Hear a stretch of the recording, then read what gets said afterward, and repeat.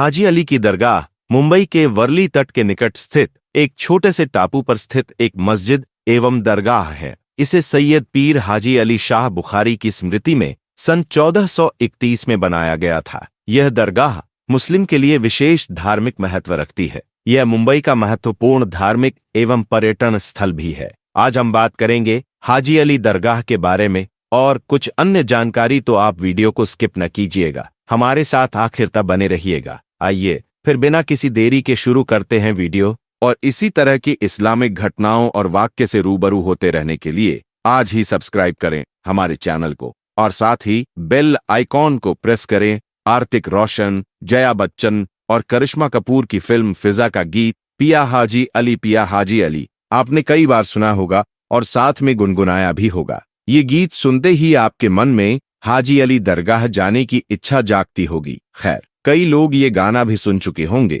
और यहाँ जा भी चुके होंगे, लेकिन शायद ही इससे जुड़े रहस्य को जानते हों। दरअसल समुद्र के बीचों बीच बनी हाजी अली दरगाह कभी डूबती क्यों नहीं है? बता दें कि हाजी अली दरगाह मुंबई में है। अरब सागर के बीच बनी ये दरगाह 400 सालों से ऐसी ही है। हाजी अली दरगाह अरब सागर में महालक्ष्मी मंदिर के नजदीक स्थित है। यहाँ सिर्फ मुस्लिम ही नहीं बल्कि हिंदू भी जियारत करने के लिए आते हैं। यहाँ पहुँचने के लिए छोटी छोटी चट्टानों के रास्ते से गुजरना पड़ता है। महाराष्ट्र के मुंबई शहर में स्थित बाबा हाजी अली शाह बुखारी की दरगाह पूरे विश्व के श्रद्धालुओं के आस्था का केंद्र है। इस दरगाह की खास बात यह है कि यहाँ पर हर धर्म के लोग बाबा से मन्नत मांगने आते हैं। ये खूबसूरत और भव्य दरगाह मुंबई के बीचों बीच बनी हुई है, जिसकी देखरेख सुन्नी समूह के बरेलवी संप्रदाय द्वारा की जाती है। भारत एक ऐसा देश है जहाँ हर आस्थाओं को मानने वाले लोग रहते हैं। हर तमन्नाएं, हर दुआएं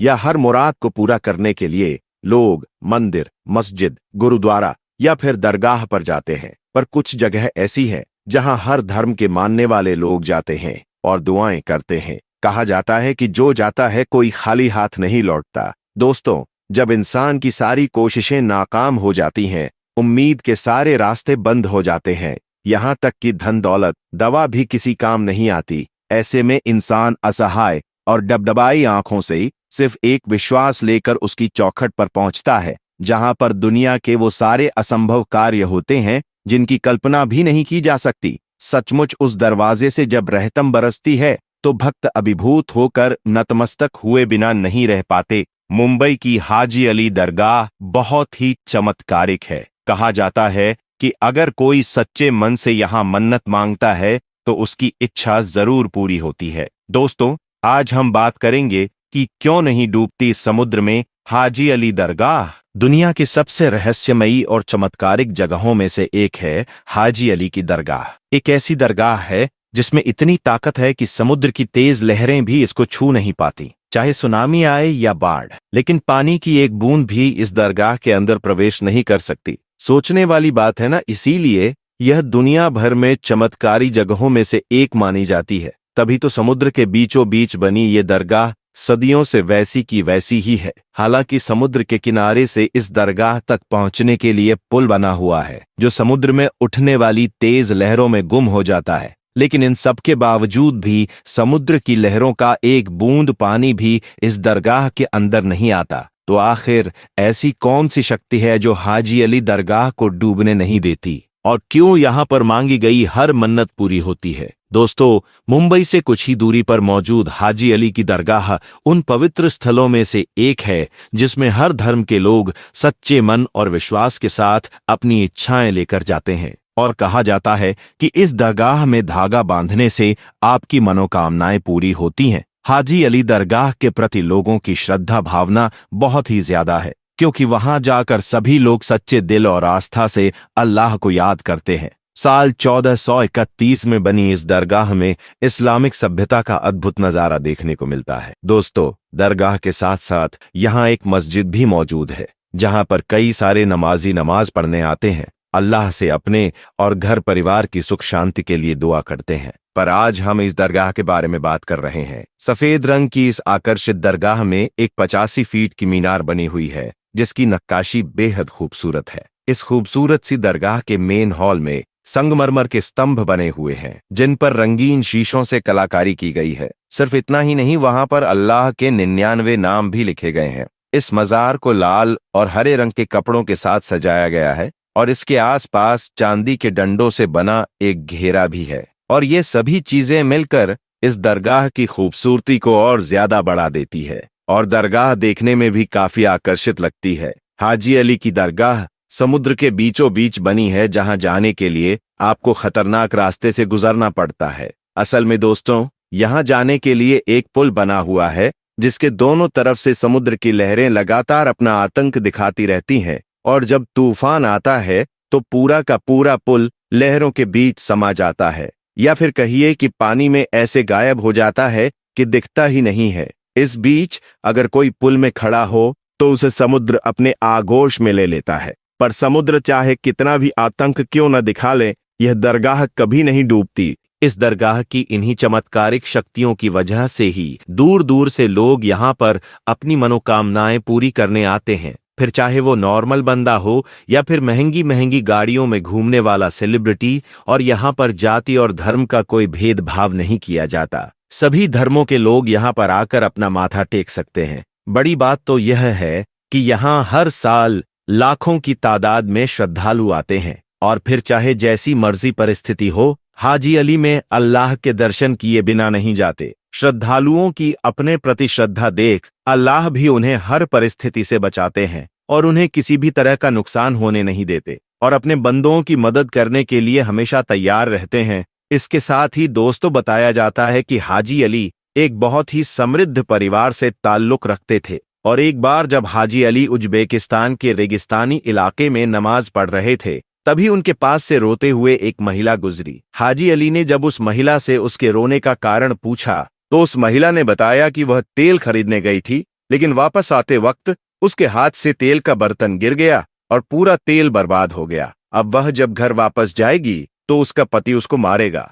वह महिला बहुत ही डरी हुई थी। महिला की ये सारी बातें सुनकर हाजी अली को महिला पर दया आ गई और उसे चुप रहने के लिए कहा और उन्होंने कहा कि मुझे उस जगह पर ले चलो जहां पर तुम्हारे बर्तन से तेल गिरा था। वह महिला हाजी अली को अपने साथ उस जगह पर ले गई। वहां पहुंचते ही हाजी अली ने जमीन पर एक अंगूठा गाड़ दिया और कहा जाता है कि जैसे ही हाजी अली ने उस जगह से अपना अंगूठा निकाला, वहां से तेल का फव्वारा बहने लगा, जिसे देखकर महिला इतनी खुश हो गई कि उसको अपनी आंखों पर विश्वास नहीं हो रहा था और उसने तुरंत गिरते हुए तेल से अपने बर्तन को भरना शुरू कर दिया। इस घटना के बाद महिला तो बहुत खुश हो गई थी, लेकिन हाजी अली को बहुत बुरे बुरे सपने आने लगे। उनका मन बेचैन रहने लगा, यहां तक कि वह बीमार भी पड़ गए। और यह सब इसलिए हो रहा था क्योंकि हाजी अली को ऐसा लगता था कि एक महिला को दुखों से निकालने के लिए उन्होंने धरती को चोट पहुंचाई है, जिससे वह गहरी सोच में पड़ गए। और इन्हीं सब बातों से छुटकारा पाने के लिए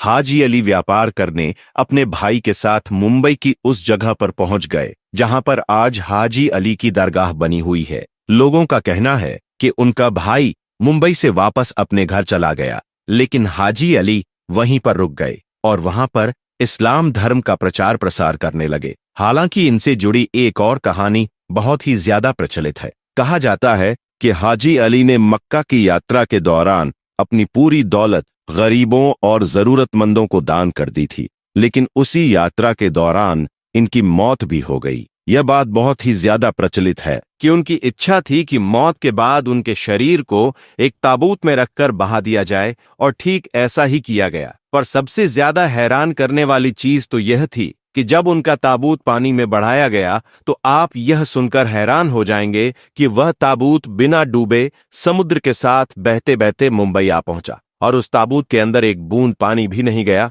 इस चमत्कारिक घटना को देखने के बाद लोगों को यह विश्वास हो गया कि इनमें कोई न कोई असामान्य शक्तियां मौजूद हैं। ताबूत में मौजूद शव किसी साधारण मनुष्य का शव नहीं हो सकता, इसलिए मुंबई में हाजी अली दरगाह का निर्माण किया गया और शायद इसीलिए हाजी अली दरगाह को समुद्र का पानी छू भी नहीं पाता। हाजी अली की दरगाह मुंबई तट पर बने एक छोटे से टापू पर बनी है। कैसे पहुंचे हाजी अली? यहां आप फ्लाइट से भी जा सकते हैं। मुंबई एयरपोर्ट से इसकी दूरी 30 किलोमीटर है और सांता क्रूज हवाई अड्डे से ये 26 किलोमीटर दूर है। इसके अलावा आप Chhatrapati Shivaji terminal railway station पर जा सकते हैं। दरगाह जाने के लिए आपको कई सवारियां मिल जाएंगी। तमाम मुस्लिमों का हाजी अली दरगाह के बारे में कहना है कि मुंबई में चाहे कितनी भी तेज बारिश क्यों ना हो जाए या फिर पूरा मुंबई ही क्यों ना डूब जाए, लेकिन हाजी अली की दरगाह में कभी भी पानी नहीं आता। अभी ये तो आप भी जानते हैं कि मुंबई में कितनी ज्यादा बारिश होती है और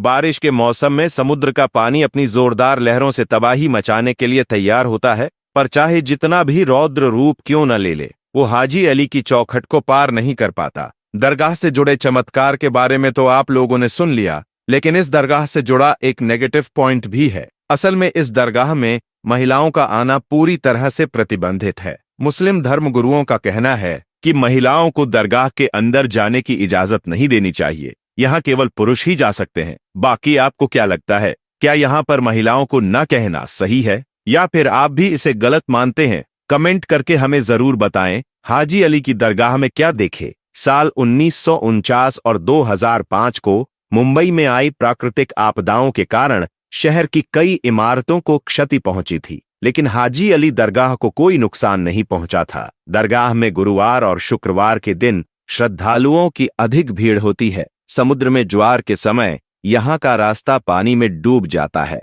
इस दौरान यहाँ की यात्रा करना संभव नहीं हो पाता है। इसी के साथ आपको देते कुछ अन्य जानकारी एक ब्रिज के बारे में। इस पुल की एक अनूठी विशेषता यह है कि इसे पूरी तरह से रिवेटिंग द्वारा बनाया गया है और इसमें कोई नट या बोल्ट नहीं है। यह 26,500 टन स्टील से बना है, जिसमें से अधिकांश स्टील टिस्कॉम नामक एक उच्च तन्यता मिश्र धातु है, जिसे टाटा स्टील द्वारा बनाया और आपूर्ति किया गया था। कोलकाता शहर की खूबसूरती हर किसी को पसंद आती है। विदेश से आए यात्रियों को तो यह शहर बेहद पसंद आता है। यहाँ पर कई ऐसी स्मारक हैं जो शहर में आकर्षण का केंद्र है। अगर आप कभी कोलकाता गए हैं या फिर उसके बारे में कुछ सर्च किया है तो आपने हावड़ा ब्रिज के बारे में जरूर सुना होगा। ये ब्रिज काफी सुंदर है, लेकिन इसे लेकर एक अजीब बात भी है। ये ब्रिज रात के 12 बजे बंद कर हो जाता है। यूं तो भारत और दुनिया भर के देशों में न जाने कितने पुल हैं,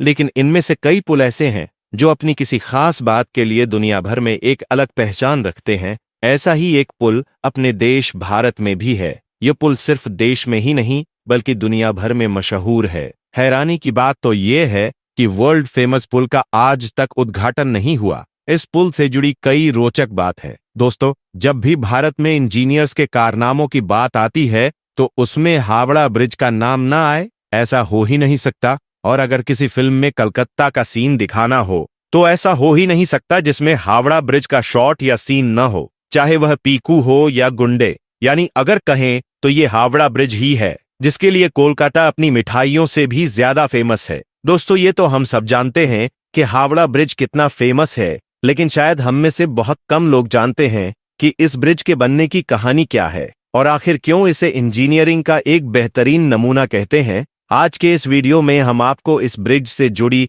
हर वो बात बताएंगे जिसे बतौर भारतीय आपको जानना चाहिए। सबसे पहले जानते हैं कि इस ब्रिज का निर्माण कैसे हुआ था। कोलकाता और हावड़ा के बीच हुगली नदी पर पहले कोई ब्रिज नहीं था। नदी पार करने के लिए नाव ही एकमात्र जरिया थी। बंगाल सरकार की ओर से वर्ष 1871 में हावड़ा ब्रिज अधिनियम पारित होने के बाद वर्ष 1874 में सर ब्रैडफोर्ड लेस्ली ने नदी पर पीपे के पुल का निर्माण कराया था। साल 1874 में 22 लाख रुपए की लागत से नदी पर पीपे का एक पुल बनाया गया, जिसकी लंबाई 1528 फीट और चौड़ाई 62 फीट थी। फिर 1906 में हावड़ा स्टेशन बनने के बाद धीरे धीरे ट्रैफिक और लोगों की आवाजाही बढ़ने लगी। तब इस पुल की जगह एक फ्लोटिंग ब्रिज यानी तैरता हुआ पुल बनाने का फैसला किया गया, लेकिन तब तक पहला विश्व युद्ध शुरू हो चुका था। इस वजह से काम शुरू नहीं हुआ। साल 1922 में न्यू हावड़ा ब्रिज कमीशन का गठन करने के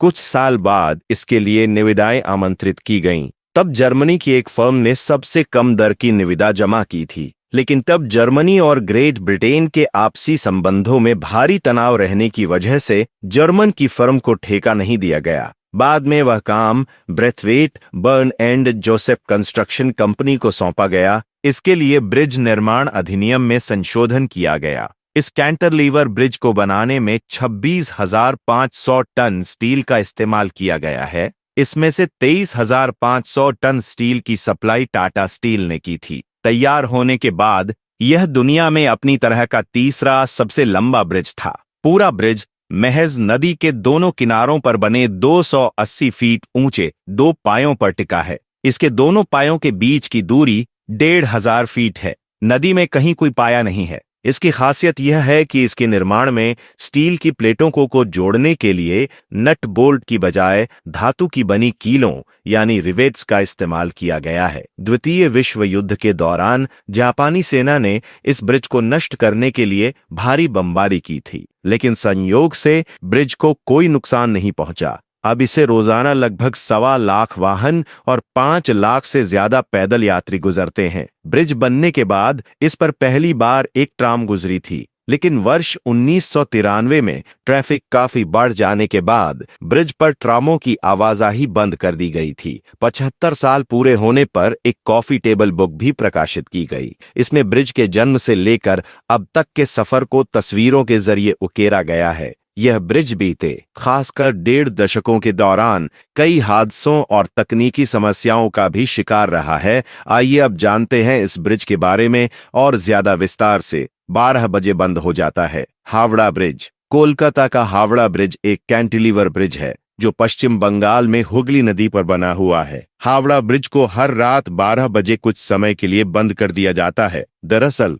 वहां के आसपास के लोगों का मानना है कि रात के 12 बजे ब्रिज के टूटने का खतरा बढ़ जाता है। अब सवाल है कि क्यों? क्या सच में इस बात में सच्चाई है? आइए जवाब जानते हैं। पुल बनाने वाले इंजीनियर्स ने क्या कहा था? इस पुल को बनाने वाले इंजीनियर्स ने कहा था कि खंभे अगर कभी गिरेंगे तो 12 बजे ही गिरेगा। ऐसा इंजीनियर्स ने पुल के बन जाने के बाद कहा था। यह मिथक पूरे विश्व में काफी प्रचलित है। अगर आप कोलकाता जाते हैं तो आपको वहां पर भी यह सुनने के लिए मिल जाएगा, जहाजों की आवाजाही न रुके। इसलिए बनाई यह योजना। रिपोर्ट के अनुसार 19वीं सदी के आखिरी दशकों में ब्रिटिश इंडिया सरकार ने कोलकाता और हावड़ा के बीच बहने वाली हुगली नदी पर एक तैरता हुआ पुल बनाने की योजना बनाई। दरअसल उस दौर में हुगली नदी में रोजाना कई जहाज आते जाते थे और खंभों वाला पुल इन जहाजों की आवाजाही में रुकावट पैदा कर सकता था। इसलिए 1871 में हावड़ा ब्रिज एक्ट को पास किया गया।